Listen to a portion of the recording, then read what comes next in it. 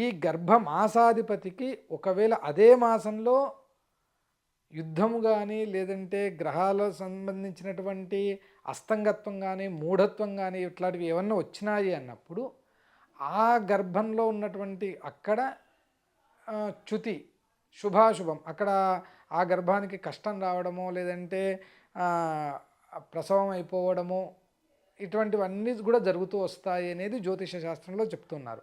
ఆ సమయంలో ఆ మాసాధిపతికి ఒకవేళ శాంతి చేయడం ద్వారా ఈ జరగాల్సినటువంటి డ్యామేజ్ ఏది ఉందో దాన్ని ఆపేదానికి సాధ్యమవుతూ వస్తుంది అనుకొని శాస్త్రంలో చెప్తుంది.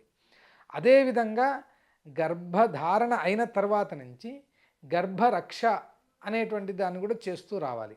ఆ విధంగా చేయడం ద్వారా కూడా ఎటువంటి ఇబ్బందులు లేకుండా సుఖంగా ప్రసవం అయ్యేదానికి అవకాశం అవుతూ వస్తుంది.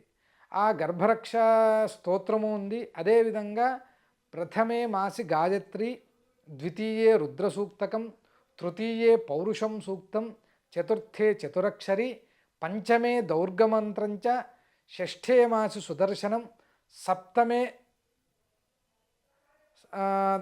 సప్తమే దౌర్గమంత్రంచ, అష్టమే అష్టాక్షరీ భవేత్, నవమే నామసాహస్రం, గర్భరక్షాకరం భవేత్ అనుకొని చెప్తూ వస్తున్నారు.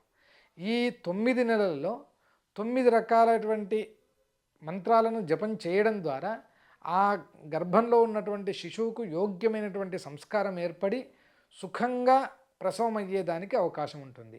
అందువలన ప్రతి ఒక్కరూ కూడా ఈ జాగ్రత్తలను పాటించి